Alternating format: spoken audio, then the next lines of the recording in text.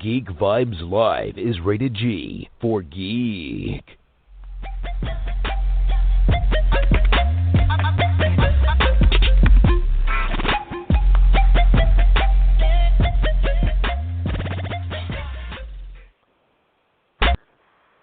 Hello. I always forget about that last one. Hello, everyone, and welcome back to another fantastic episode of Geek Vibes Live interview. For this interview, I am your host, Tia, and we soon, probably within the next 10 minutes, have a wonderful interview for you with a duo named Coodie and Chike. I hope I'm pronouncing that correctly. I looked up on YouTube to see how to pronounce their name, so hopefully that's correct. I'll, of course, ask them as soon as they get on. They, again, should be on within the next 10 minutes, so if you'd like to skip to that mark, of course, you're free to do so, but hopefully you'll stay and listen to me for the next 9 minutes. But I'll be interviewing Coodie and Chike, and they are filmmakers who are behind a new series for the streaming service Topic. It's a new streaming service coming out there, and they are the two men behind this show called Seoul City. And it's a super interesting little mini-series right now. What we were provided with was 3 episodes, both 15 minutes long, and they described it when they sent us the official PR package as in the same vein as, say, The Twilight Zone.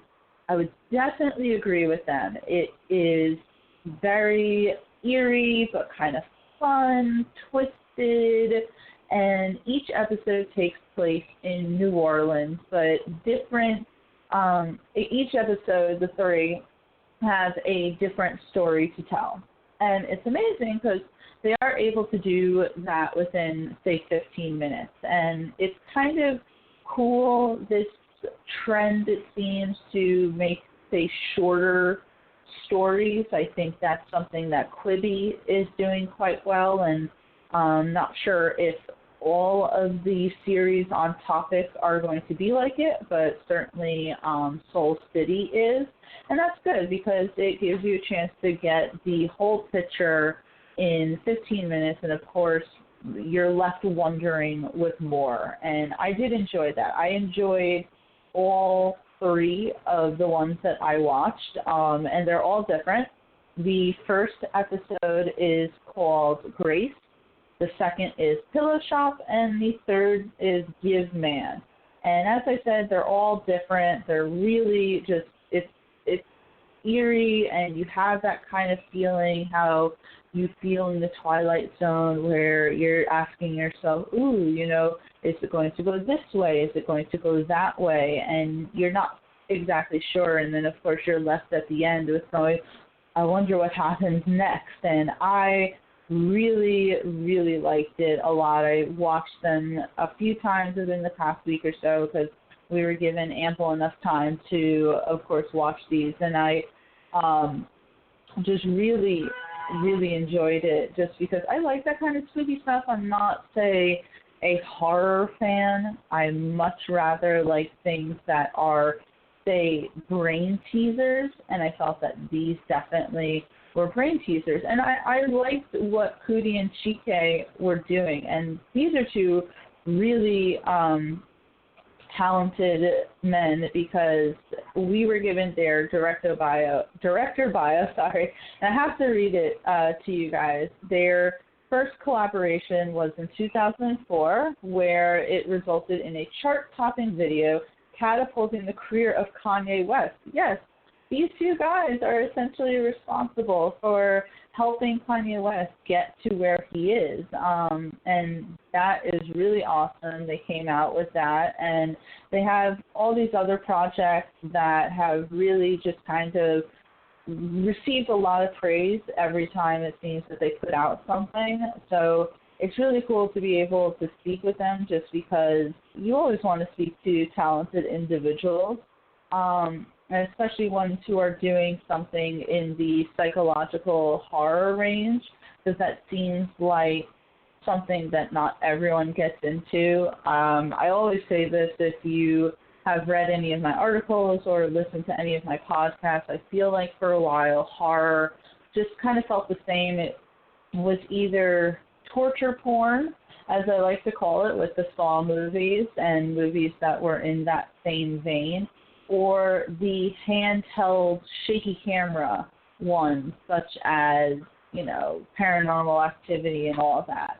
Luckily, we've kind of stepped away from that with movies like Hereditary, Midsommar, A Quiet Place, Get Out, Us, and I will say that if you are, say, a fan of Jordan Peele and what he's doing, I think that you would then definitely enjoy Soul City.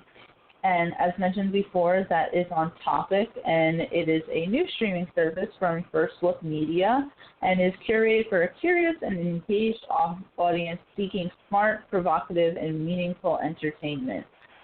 So definitely make sure you go to Topic.com. It's available on Apple and Android, Amazon Fire Stick, Roku, and it seems like more is coming soon. And on top of Soul City, there is the original series, What's Your Ailment, hosted by comedian Maria Bamford, and as well as the Italian drama The Miracle, and the action-packed German crime series Pagan Peak.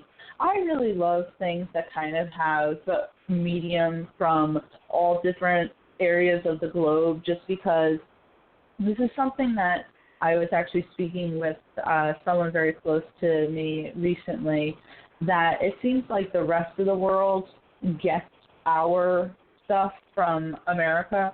Like anytime there's a big movie, Mission Impossible, any of the Marvel movies, they always seem to reach across the world. But when there's, say, a movie that's very popular in another country, we don't ever get to find out about that. So I enjoy watching things from other countries. And I know that's kind of very off the topic for where this interview is supposed to go, but I just kind of wanted to put that out there really quick just because it's something that I feel strongly about. But hopefully Coodie and Chike will be on soon. From what I was told, well, it'll be about a quick interview. The interview will be about 15 minutes, so hopefully they'll get on soon. We can kind of dive really, deep in there, just because they really are just two talented individuals. And you can tell that from the 3 episodes that are out there, because I think that it has almost that independent feel to it, but a little, when I say a little bit more, because I love independent projects, but a little bit more elevated than that. It's just really well done, which, I'll be very honest with everyone out there, sometimes when we're handed things, they seem a little, say, lower budget, but this was really well done. All 3 episodes, I will tell them this as soon as I get them on. I was a very big fan of the 2nd episode, Pillow Shop. There was just something about that story that I really was gravitating to and really into. And something like that I could have watched a full, say, hour-long episode of, but I think that it worked in the 15-minute time interval that we were given. Now, I'm getting a new call in right now, so hopefully this is them, so let's see. Hi, this is Tia from Geek Vibes Nation. Do I have Coodie and Chike on the phone? Hi, it's Teresa. I'm going to be looping them in a second. Perfect. Hold on. It's Coodie and Chike. Oh, thank you so much. Yeah. Is this taped or live? This is Tia. No, is the interview taped? Yes, it is. Or live? Okay.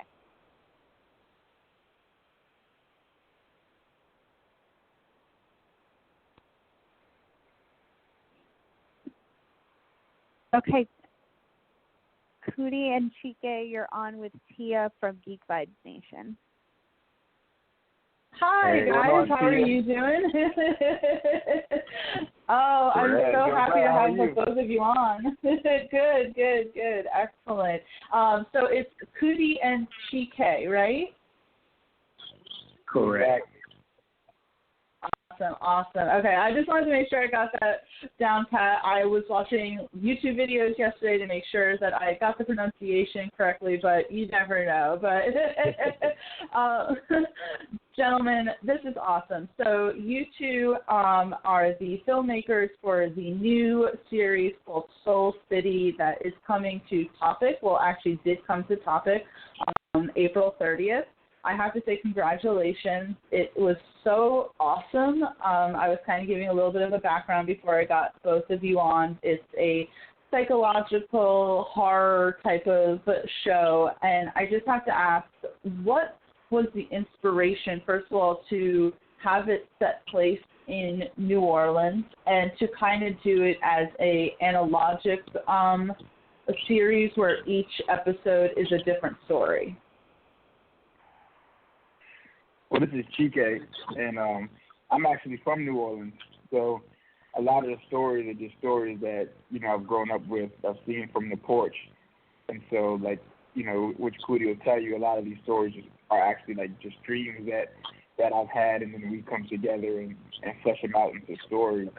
But, it's a passion of both of ours is to be able to tell stories that speak to where we're from and to give more light on our city. So the reason for the anthology, why we were inspired, we both grew up in an era of, amazing stories and Twilight Zone. And so what was so impactful about those anthologies is that every story was like a little nugget. You could leave away with, a moral nugget takeaway that you can, bring into your life, a positive takeaway out of a horror genre.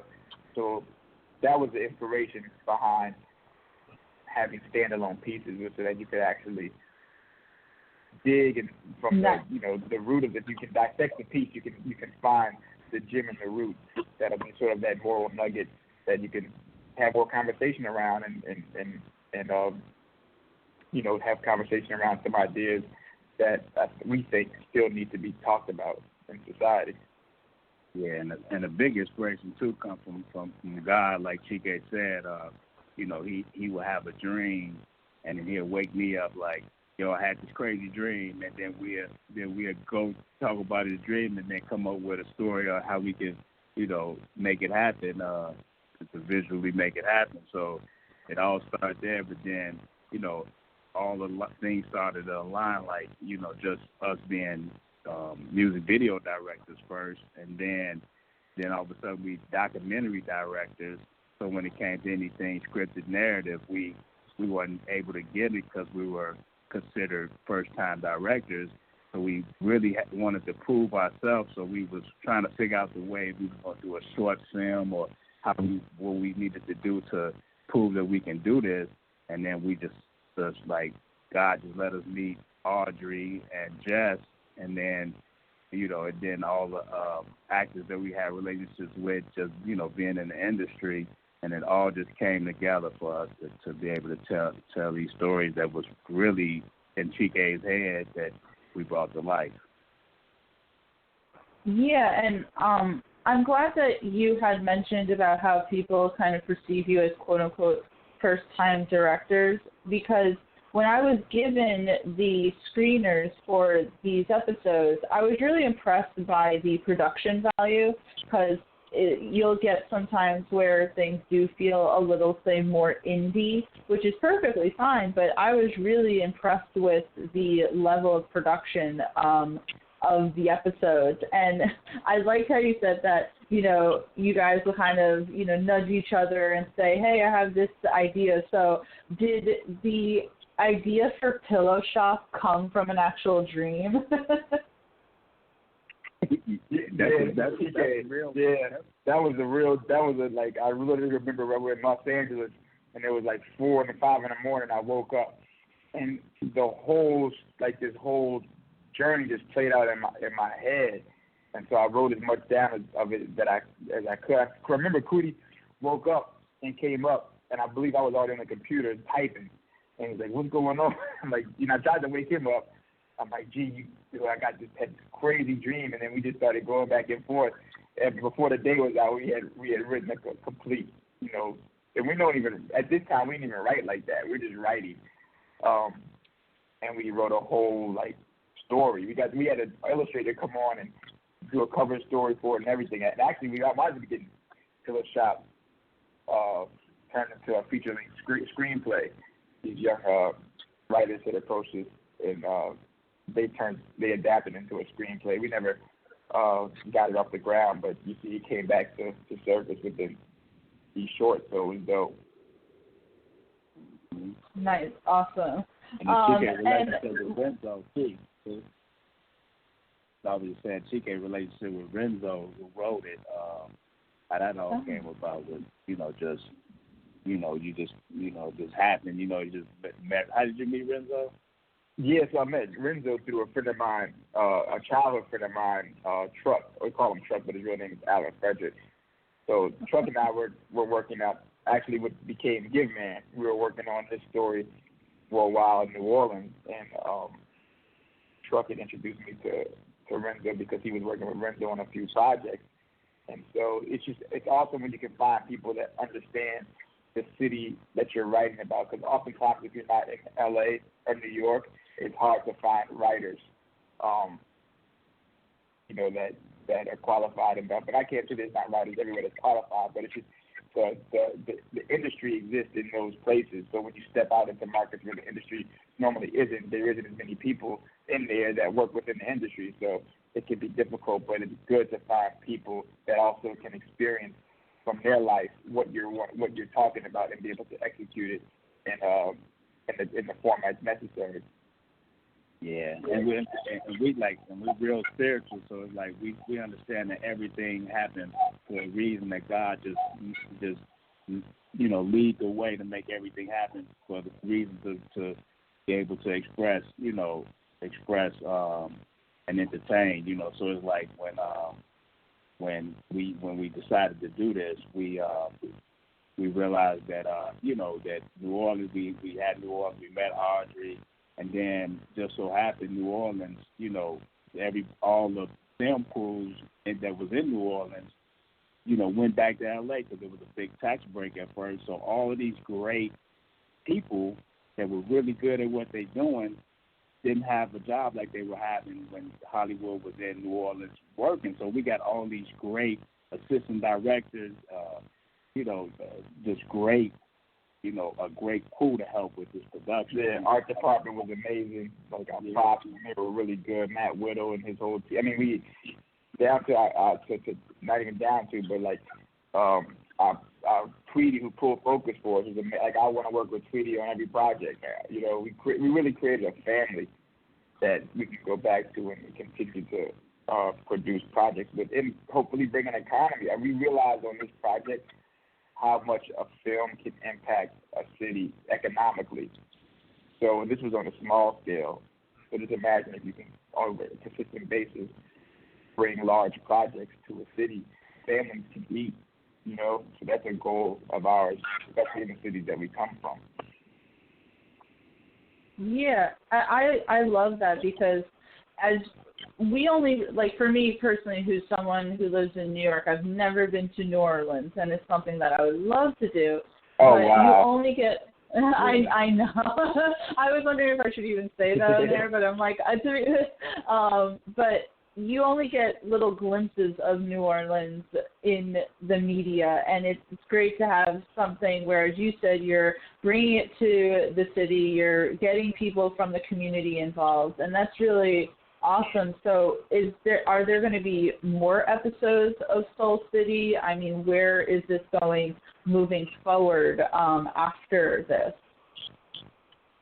Well, our goal, so basically, these 3 episodes for us they're like our pilot.